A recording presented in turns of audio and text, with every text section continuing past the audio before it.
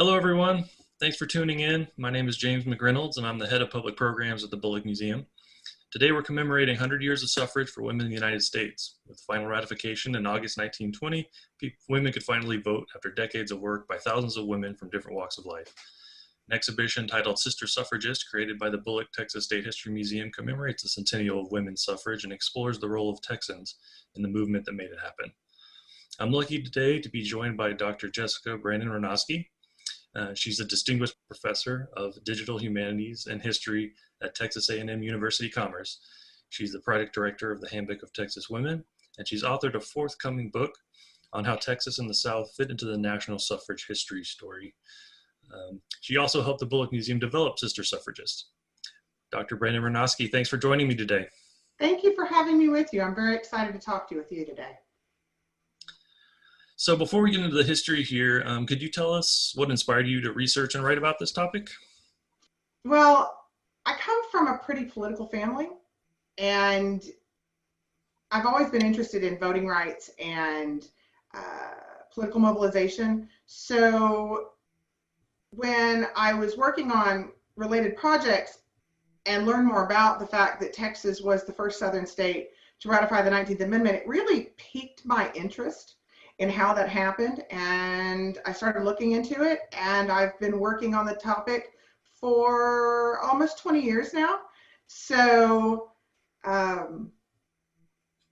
that's kind of how this all got started and led to the book and the other work that I've done on the subject. So one of the goals of the exhibit is acknowledging the scope of the movement and efforts of thousands of ordinary women to bring about extraordinary change. Is there a particular anecdote you could share that speaks to the sheer volume of organizing involved in the campaign for suffrage in Texas? Yes, there's a number of anecdotes and stories from over the years during the movements, but there's one in particular that's often discussed, and I think it speaks enormously to how large the efforts had to be. In 1918, the Texas legislature passed what was called the primary woman suffrage law, which allowed women in the state of Texas to vote in political primaries starting that year. Now, not all women gained the right to vote in those political primaries, and the fact that it was primary suffrage, specifically because of limitations on who the primary political party in Texas was at that point allowed to vote in their primaries. But even so, that did pass, and women suffragists, women in Texas, and men who were supporting the suffrage movement had a little over 2 weeks from late June to early July in 1918 to register women to vote in that year's primary. And in that time, and you have to think about how big Texas is, and over 250 counties, right? Approximately 386,000 women registered to vote. We don't have polling numbers. We don't know everyone who voted and what they voted for and that kind of thing at that point. Poll tax and poll lists and voter registration were the ways we measure those things from them. But that was just the women who registered to vote in that couple of weeks. It's massive. Not all households, most households, there's no phone. You're talking telegrams. There's no social media. There's no, very few automobiles exist.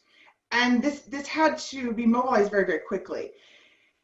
And that kind of gives us an idea of, first of all, how structured the suffrage organizing had become in Texas, but also how many people were invested in wanting to vote.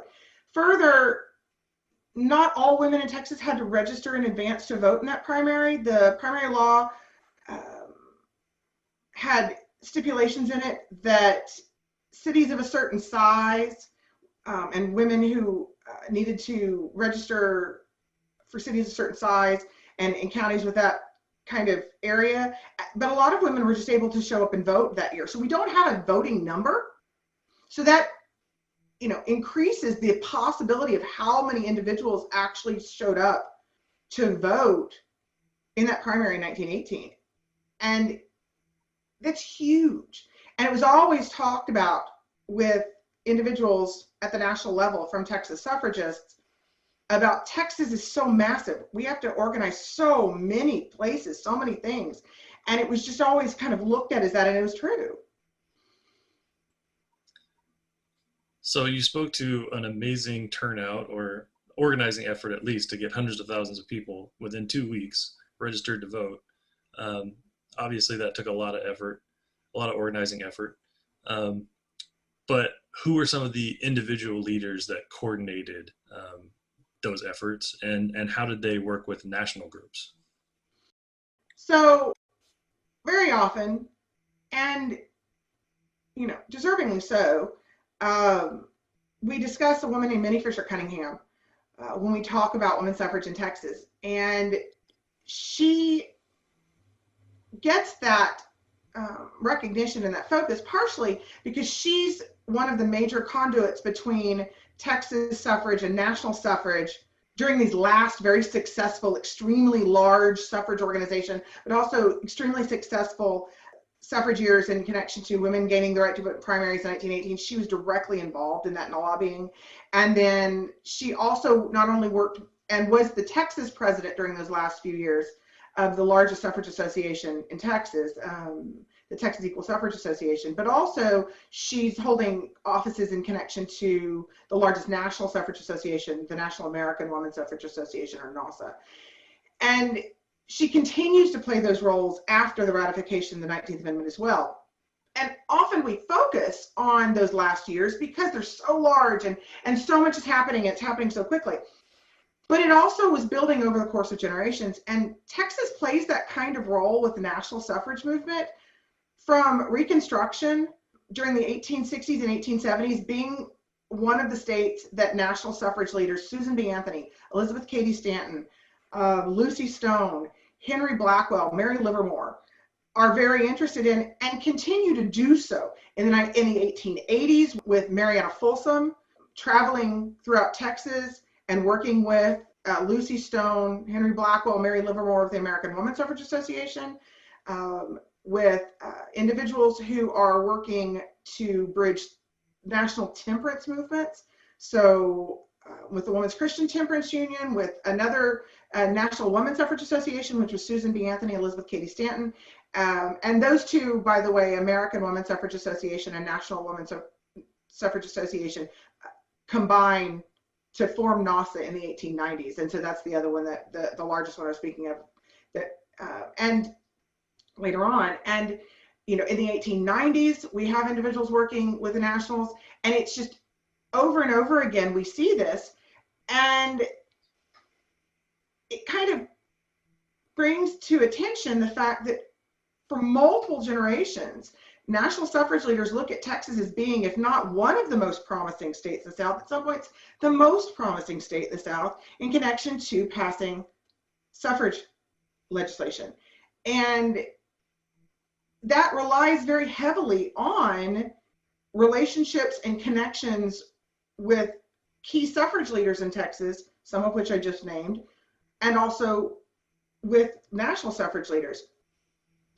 Also, though, we need to expand that look as well and realize that Texas is also very important to organizations where voting rights and suffrage is very important, like the NAACP.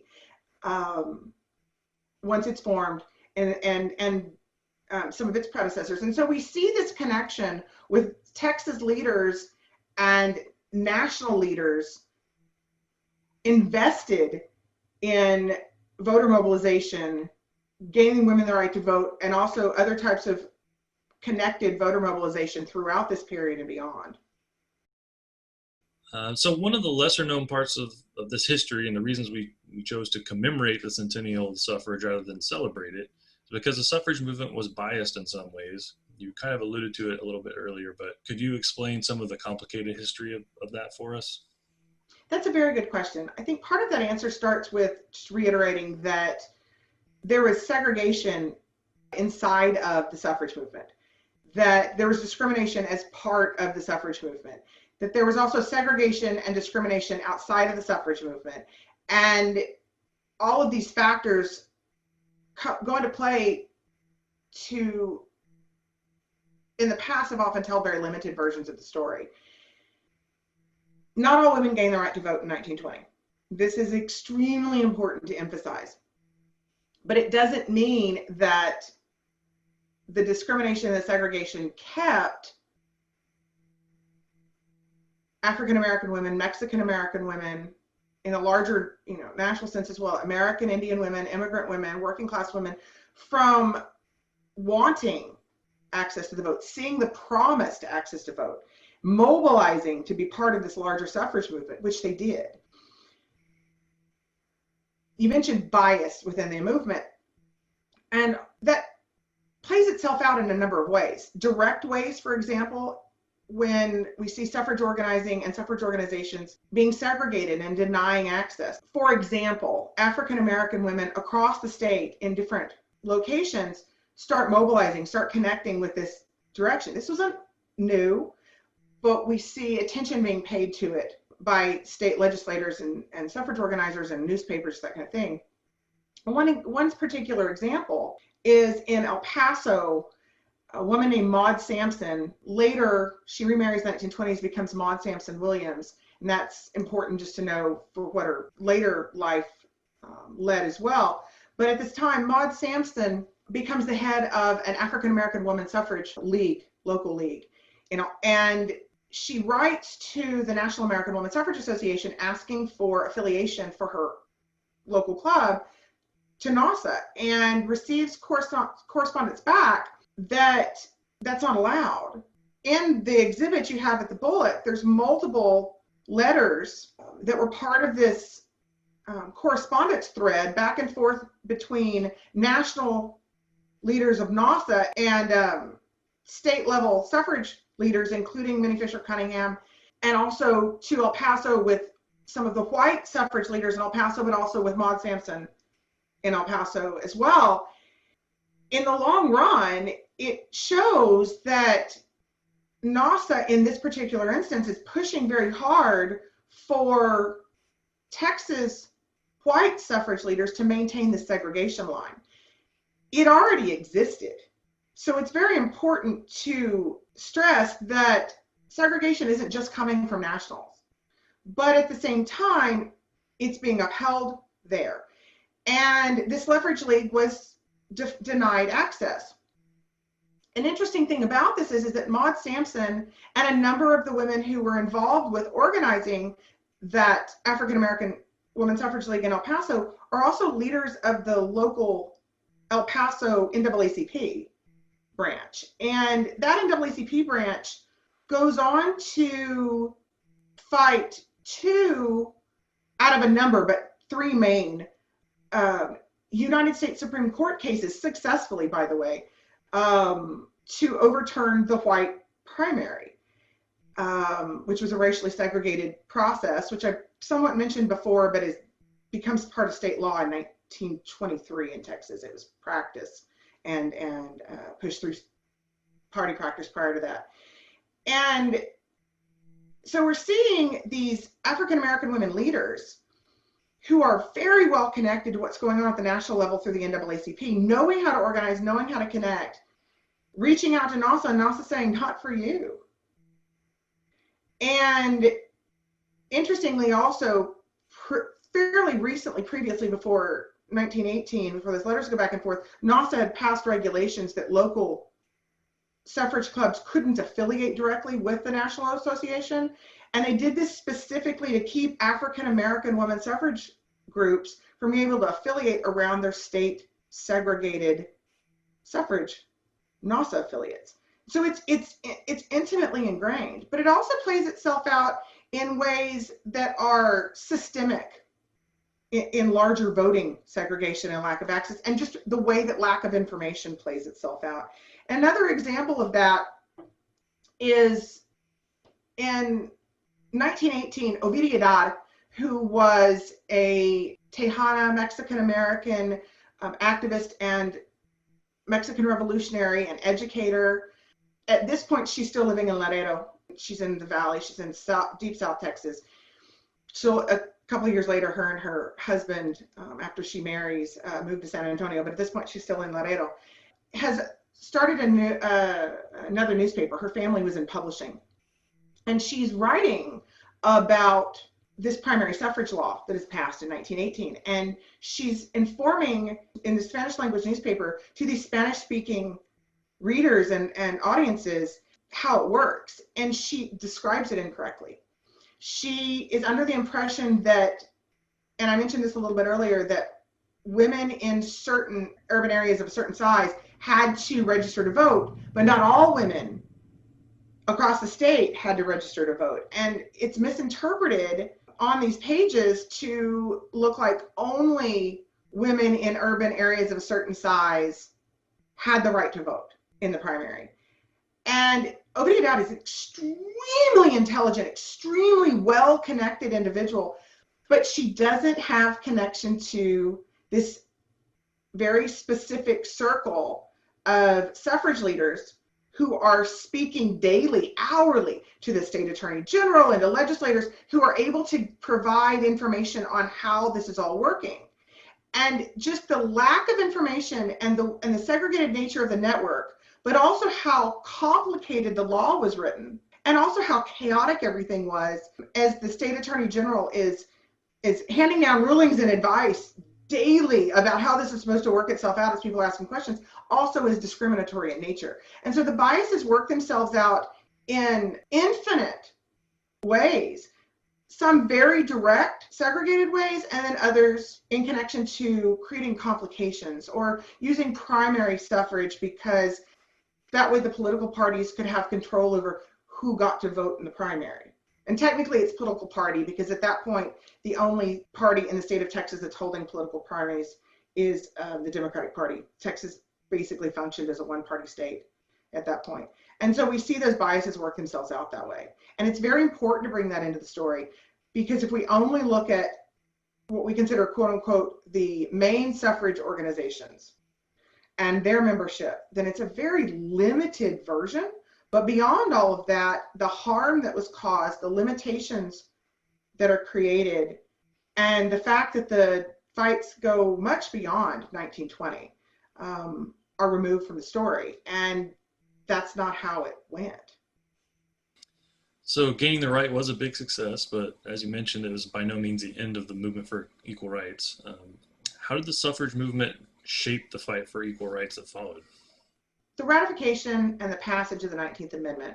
So Texas ratifies in June 1919, but that's only one of a number of states that have to. They needed 36, 3/4 of the states that existed at that point, and the final state, Tennessee, ratifies in August of 1920. And a number of days after, that's certified by the U.S. Secretary of State, Bainbridge Colby, and therefore the 19th Amendment becomes law. Okay, and we look at that as being this huge moment, and it was very important. It's extremely connected to women's rights, the long voting rights movement, but it's not a beginning and it's not an end. It's a very important milestone, and the 19th Amendment was informed by previous laws and amendments prior to that. It will continue to be informed by both legal and traditional practice dealing with access and segregation, but also mobilization. And so we have to really look at this 19th Amendment as part of this longer movement. And after that, we see, for example, NASA and NASA's affiliates shut their doors as suffrage organizations and immediately gavel in as legal women voters groups. And so they start going into the business of women being voters. What does that mean? And that means mobilization, it means organizing, it means increasing membership, it means a different kind of voter education. But it also means a long-term goal set. One of the things that's interesting, and I think a lot of more work needs to be done on, it is the legal women voters to a large extent, because you have to think about it being a national association made up of state groups that have local affiliates. So what the national's doing, or what a few states are doing, or a few locals in a few states are doing, is not the same thing as what's happening at the national level. Okay, and what's not happening overall. And overall, there's a large portion of the League of Women Voters that are segregated for decades after this. And in 1920, they're very specifically interested in African American women and mobilizing within African American women groups, but it doesn't necessarily mean desegregating the League of Women Voters. And so we see those longer movements and those connections to trying to build for something later. We also see the NAACP continue with what it's been doing, but now a large portion of its members and its leadership who are women also, they're defined as voters. Doesn't necessarily mean they have the access to vote. There's still poll taxes. There's still literacy tests. There's still just violence and intimidation that are keeping people from polls, misinformation. And so we see the 19th Amendment and following that as being this longer push towards increasing people having to gain the right to vote by a number of organizations, number of groups, and in other organizations, other groups trying to restrict the number of women and men that have the right to vote. And we need to see the 19th Amendment not as just part of, very often the ratification is called, that's kind of the cap on first wave feminism, or it's beginning the end of this wave of whatever, which is strange because history doesn't happen in bubbles like that.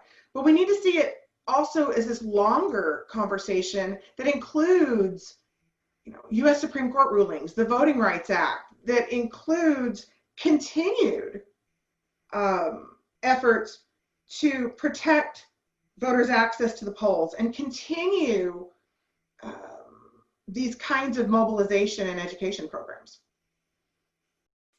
So today, there are still efforts to combat inequality and expand voting rights. Are there any particular lessons that you've learned from your research on the suffrage movement in Texas that you think apply to these efforts today? Oh, so very many.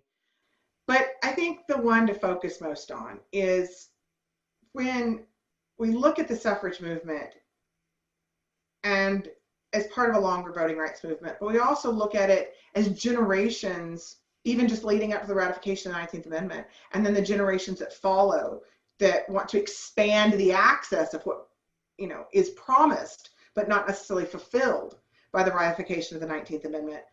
Then we realize how much time it takes to enact change and how one particular event doesn't fix everything, and it won't.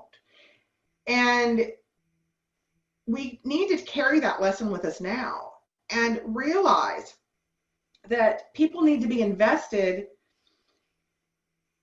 in the fact that change takes time, and it takes effort, and it takes work, and it takes organizing, and it takes individuals acting, but it's also very important for individuals to become involved in groups and organizations and be able to act in larger numbers and be able to mobilize larger public numbers and get information out there.